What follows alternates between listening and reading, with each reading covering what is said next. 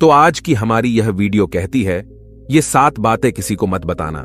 दोस्तों, धीरे बोलो, कोई सुन ना ले।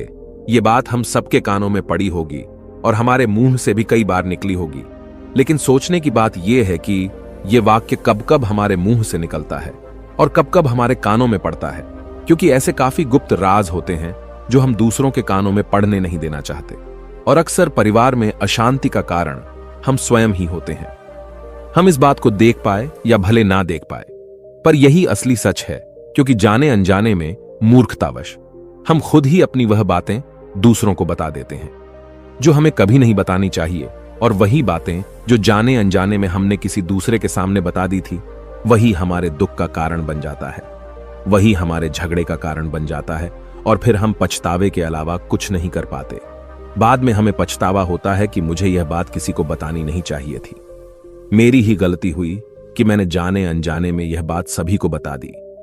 इसीलिए आज की इस बौद्ध कहानी में आपको जो बातें मैं सुनाने वाला हूं, उसे सुनने के बाद आपको वो 7 ऐसी बातें पता चलेगी जो आपको कभी किसी को नहीं बतानी चाहिए। और तो और ये जो 7 बातें हैं, ये आपको अपने पास क्यों रखनी है, इसका कारण भी मैं आपको समझाऊंगा। इन 7 बातों के अलावा अगर आपको लगता है कि कोई बात ऐसी है जो मुझसे छूट गई है, तो कमेंट सेक्शन में जरूर बताना। इससे पहले कि आप इस बौद्ध कहानी में खो जाए, इस चैनल को सब्सक्राइब जरूर कर लें। तो चलिए कहानी शुरू करते हैं। एक समय की बात है, एक नगर में रामू नाम का एक युवक रहता था। वह युवक बहुत गरीब था, कुछ पैसा नहीं था। उसके पास 2 वक्त की दाल रोटी भी बड़ी मुश्किल से उसे नसीब होती थी। किसी काम की तलाश में दिन रात खोज करने पर भी उसे कोई काम नहीं मिल रहा था। फिर एक दिन उसने अपनी पत्नी के सामने अपनी सारी समस्या बता दी। उसने अपनी पत्नी को कहा, मैं जिस जगह भी काम मांगने के लिए जाता हूं, तो हर कोई मुझे यह कहकर काम नहीं देता कि हमारे यहां काम की जरूरत नहीं है। मैं काम की तलाश कर करके थक चुका हूं। मुझे समझ नहीं आता कि मैं तुम लोगों का पेट कैसे भरूं, अपने बच्चों को कैसे पालूंगा, और यह चिंता मुझे दिन रात खाए जा रही है। यह सुनकर उसकी पत्नी ने कुछ सोचकर कहा, तुम एक आदमी के पास सिर्फ एक बार ही काम मांगने के लिए जाते हो, और जब वह काम नहीं देता तो तुम दोबारा उसके पास नहीं जाते। अगर तुम्हें उनसे काम लेना है तो तुम्हें हमदर्दी जतानी होगी, तुम्हें उनसे हमदर्दी हासिल करनी होगी, अपनी गरीबी दिखानी होगी, ताकि वह लोग तुम्हारी मजबूरी समझकर तुम्हें काम पर रख ले। इसलिए शर्म मत करो, उन्हें अपनी मजबूरी बताओ, अपनी गरीबी बताओ, और इसी उपाय से तुम काम पा सकते हो। यह बात रामू के मस्तिष्क में बैठ गई। अगले दिन काम मांगने के लिए वह उसी सेठ के पास पहुंचा जहां पर वह पिछले दिन काम मांगने के लिए गया था। लेकिन इस बार उसने हाथ जोड़कर उस सेठ से प्रार्थना की, उससे विनती की कि वह बहुत गरीब है और उसे काम की बहुत आवश्यकता है। वह जो कुछ भी उसे देंगे वह उसमें संतुष्ट हो जाएगा, पर कृपया करके मुझे अपने यहां काम पर रख ले। उसकी यह हालत देखकर उस सेठ ने उसे अपने यहां काम पर रख लिया। वह रोज वहां पर काम पर जाने लगा। अंदर ही अंदर वह खुश तो था कि उसे काम तो मिल गया, लेकिन उसे वेतन दूसरे लोगों से कम मिलता था। वही काम जो दूसरे लोग कर रहे थे, उन्हें ज्यादा वेतन मिल रहा था और उसे कम वेतन मिल रहा था। जब इस बारे में उसने अपने सेठ से कहा, तो सेठ ने कहा कि देखो भाई, तुम्हें काम की जरूरत थी, मैंने तुम्हें काम दिया। मेरा धन्यवाद करने की बजाय तुम मुझसे शिकायत कर रहे हो। यह कैसी एहसान फरामोशी है। यह सुनकर रामू वहीं पर चुप हो गया। बात कहीं ना कहीं सत्य थी। सच थी कि सेठ ने तो उसे उसकी मजबूरी के हिसाब से ही काम दिया था, और इसीलिए वह उसे अपने अनुसार ही वेतन देता था। लेकिन धीरे धीरे उसने यह बात अपने सगे संबंधियों और अपने दोस्तों को भी बताना शुरू कर दी कि उसका सेठ कैसा आदमी है और उसे कितना वेतन देता है। समय बीतता रहा और रामू पूरी लगन के साथ अपना काम करता रहा। लेकिन अब परिस्थितियां बदलने लगी थीं। सेठ अब रामू से दूसरे लोगों से ज्यादा काम लेता था और उनसे कम वेतन उसे देता था। यह बात रामू के मन को बहुत खलती थी। वह दूसरों से ज्यादा मेहनत कर रहा था और उनसे कम वेतन पा रहा था। इससे उसके आत्मसम्मान को बहुत गहरी चोट पहुंची। अब धीरे धीरे उसका मन अपने काम से हटने लगा। उसका मन काम में लगता ही नहीं था। जाहिर सी बात है कि ऐसी जगह किसका मन लगेगा जहां आदमी को अपने आत्मसम्मान के साथ समझौता करना पड़े। इसीलिए जल्द ही उसने अपना काम छोड़ दिया और वह घर पर आकर खाली बैठ गया। अब उसके पास घर का खर्चा चलाने के लिए भी पैसे नहीं बचे थे। इसीलिए उसने अपने सगे संबंधियों और अपने दोस्तों से सहायता मांगनी शुरू की। लेकिन उसके दोस्त उसके सामने तो उसे दया का पात्र समझते थे।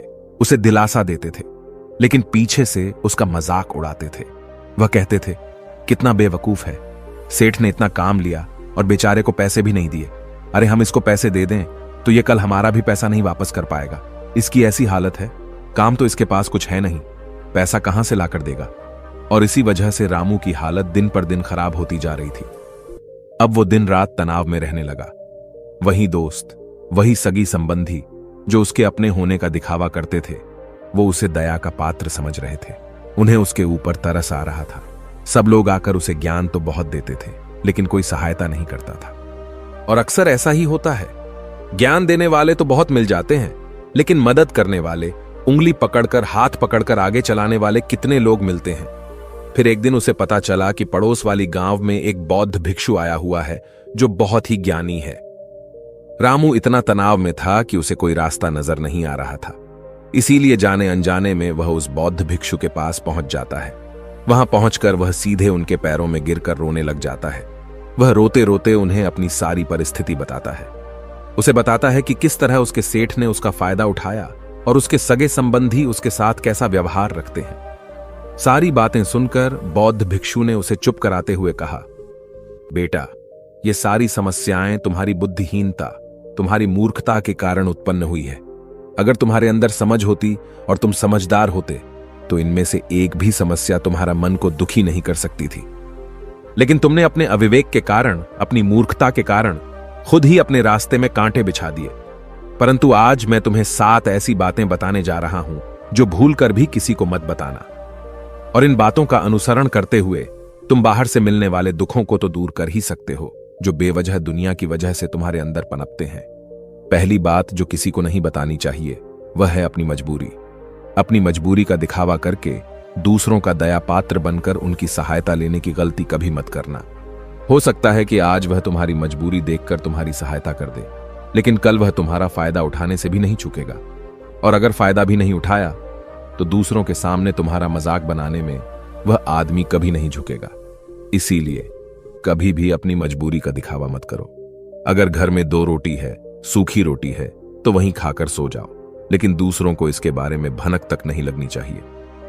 जरा आप खुद सोचो, मजबूरी बताने का क्या कारण होता है एक इंसान का? या तो वह दूसरों से सहानुभूति हासिल करना चाहता है या उनसे कोई आर्थिक मदद चाहता है। लेकिन अगर दोनों ही परिस्थितियों को आप देखें तो दूसरा आदमी आपका फायदा उठाने से नहीं चूकेगा। और अगर वह फायदा नहीं भी उठाएगा तो अपनी नजर में तो वह आपको मूर्ख ही समझेगा, बेवकूफ समझेगा, और दूसरों के सामने आपका मजाक तो जरूर बनाएगा। इसीलिए अपनी मजबूरी के बारे में कभी किसी को मत बताना। दूसरी बात जो किसी को भी नहीं बतानी चाहिए वह है अपनी अतीत की गलतियां और भविष्य की रणनीतियां। जरा सोचो कि अगर हम अपने अतीत की गलतियां किसी दूसरे को बताते हैं तो उसका क्या प्रभाव होगा। वह गलतियां तो ठीक नहीं की जा सकती, जाहिर है, तो उन्हें बताने का क्या कारण रह जाता है? आप अपने अंधेरे पक्ष को खुद दुनिया के सामने बता रहे हो, खुद अपनी गलतियां दूसरों के सामने बता रहे हो। इससे उस आदमी की नजर में आपका चरित्र कमजोर हो जाएगा और वह भविष्य में हमेशा आपको उसी नजरिए से देखेगा। इसीलिए किसी भी आदमी की नजर में अपना चरित्र गठित मत होने दो। और जरा सोचो कि आप व्यर्थ में ही अपने भविष्य की रणनीतियां दूसरों के सामने बता रहे हो। जो लोग आपके काम का हिस्सा ही नहीं है, उनके सामने अपने भविष्य की रणनीतियां, अपनी डींगे हाँकने का क्या फायदा? वह लोग आपकी सहायता तो नहीं करेंगे, लेकिन आपकी भविष्य की रणनीतियों में बाधा जरूर बन सकते हैं। आप खुद अपनी विवेक का इस्तेमाल करिए और सोचिए कि आपके साथ भी ऐसा हुआ है कि आपने अपनी भविष्य की रणनीति किसी को बताई हो और वह कामयाब ही ना हुई होगा। जरा गौर से सोचिए। तीसरी बात जो किसी को नहीं बतानी चाहिए वह है अपने घर की बातें। जो भी हमारे घर के अंदर हमारी परिवार के साथ होती है, हमारे माँ बाप के साथ, हमारी पत्नी के साथ, हमारे बच्चों के साथ, वह बातें परिवार तक ही सीमित रहनी चाहिए। अगर आप इन बातों का दूसरों के सामने ढिंढोरा पीटते हो तो दूसरों को आपके घर में घुसने का एक मौका मिलता है और वह इसका फायदा उठाने का कभी नहीं चूकते।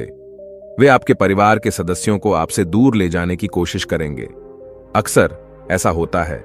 हम समाज में देखते हैं कि हम अपने घर के झगड़ों को कम करने के लिए उन झगड़ों को अपने पड़ोसियों और दूसरे सगे संबंधियों को बताते हैं, लेकिन इससे आपको सहायता कभी नहीं मिली होगी, बल्कि आपके घर की लड़ाई झगड़े और ज्यादा बढ़ गए होंगे, और वह जाहिर है कि बढ़ेंगे।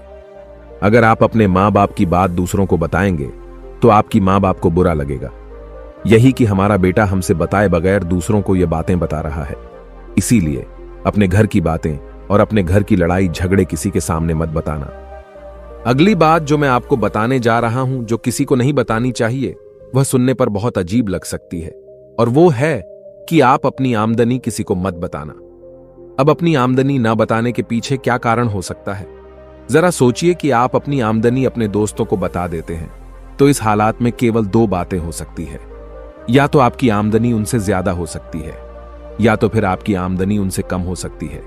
अगर आपकी आमदनी उनसे ज्यादा है, तो जब आपके दोस्तों को जरूरत पड़ेगी तो वह सिर्फ आपको ही याद करेंगे, क्योंकि उनको पता है कि अगर आपकी आमदनी ज्यादा अच्छी है तो आप ही उनकी मदद कर सकते हैं, और इसीलिए ज्यादा लोग आपसे सहायता मांगेंगे। और जब आप उनकी सहायता नहीं करेंगे तो वह सोचेंगे कि इस आदमी के पास पैसे हैं, मेरी सहायता कर सकते हैं, लेकिन यह फिर भी मेरी मदद नहीं कर रहा है। और इसीलिए आपकी आमदनी आप दोनों दोस्तों के बीच एक झगड़ों का कारण हो सकती है। और इसी जगह आपकी कम आमदनी होगी तो लोग मजाक उड़ाएंगे, वह आपको कमजोर भी समझ सकते हैं, और ऐसी हालत में बहुत कम लोग मिलते हैं जो आपके पीठ पीछे आपका मजाक न बनाए, और ज्यादा होगी तो सहायता मांगेंगे। तो अपनी आमदनी बताने में दोनों हालातों में आपको ही परेशानी होगी, इसीलिए अपनी आमदनी बताने की कोई जरूरत नहीं है। अगली बात जो मैं आपको बताने वाला हूं, उसे अपनी गांठ बांध लेना और किसी को यह बात मत बताना। अपनी कमजोरी और अपनी ताकत अक्सर इंसान को पता नहीं होता है कि उसकी कमजोरी या उसकी ताकत क्या है, लेकिन अगर आपको अपनी कमजोरी और अपनी ताकत पता है तो पहली बात तो आप बहुत ही बुद्धिमान आदमी हैं, और दूसरी बात कि आपको यह बातें किसी को पता नहीं लगने देनी है, क्योंकि अगर आपकी कमजोरियां दूसरों को पता चल गईं और अगर भविष्य में आप दोनों दुश्मन बन जाते हैं तो वह आपकी कमजोरियों का फायदा उठाएंगे, और अगर उनको आपकी ताकत पता चल गई तो वही ताकत आपकी कमजोरी बन जाएगी, क्योंकि वह ताकत दूसरे आदमी को पता है, और वह ताकत का तोड़ भी आज नहीं तो कल ढूंढ ही लेगा, क्योंकि हर शेर का सवा शेर होता ही है। ऐसा भी हो सकता है कि इसके बाद आपको उनसे हमेशा दब के रहना पड़े। अगली बात जो किसी को नहीं बतानी चाहिए वह है अपने मित्रों और दुश्मनों के बारे में। अपने मित्रों के साथ बात करना और उनके साथ अपने दोस्तों और दुश्मनों के बारे में आपके अनुभव और विचारों को बताना अच्छा हो सकता है, लेकिन ध्यान और सावधानी से। अगर आप अपने मित्रों के बारे में दूसरों को बताते हैं तो वे आपके मित्रों के साथ खिचड़ी पका सकते हैं और आपको धोखा दे सकते हैं। आपके गहरे मित्रों को आपसे दूर करने का प्रयास कर सकते हैं। आमतौर पर सामान्य लोग ऐसा नहीं करते, लेकिन आपके दुश्मन ऐसा करने की कोशिश कर सकते हैं। वे आपके गहरे मित्रों को आपसे दूर करने की कोशिश कर सकते हैं। दूसरी ओर आपके शत्रु के बारे में भी किसी को नहीं बताना चाहिए, क्योंकि आज का मित्र कल आपका दुश्मन बन सकता है, और वह आपके दुश्मन के साथ मिलकर आपको हानि पहुंचा सकता है और धोखा दे सकता है। इसलिए अपने सबसे अच्छे दोस्तों के बारे में भी अपने दुश्मनों के बारे में कभी बात नहीं करनी चाहिए। आखिरी बात में मैं यह कहना चाहता हूं कि जब आप दान करते हैं तो उसके बारे में भी किसी को मत बताएं, नहीं तो दान करना व्यर्थ हो जाता है, बेकार हो जाता है।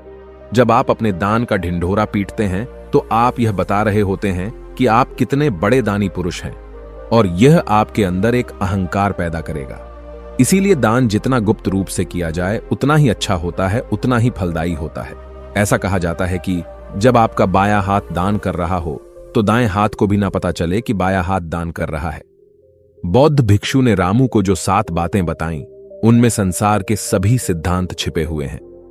इन बातों का पालन करते हुए आप अपने घर में सुख शांति बना सकते हैं और घर के झगड़े हमेशा के लिए दूर कर सकते हैं। और हमारा कहानी सुनाने का मकसद यही है कि आप और ज्यादा जागृत रहे। आप खुद उन बातों के बारे में सोचें और हमें कमेंट में जरूर बताएं कि आपको ये बातें सच लगी या नहीं। और इनके अलावा भी अगर आप कुछ जानते जो हम यहां बताना भूल गए हैं तो उन बातों को भी कमेंट सेक्शन में जरूर डालें।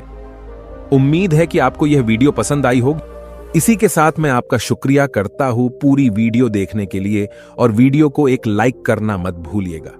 तो चलिए मिलते हैं अगली वीडियो में फिर एक नई कहानी और एक नए मैसेज के साथ। नमो बुद्धाय।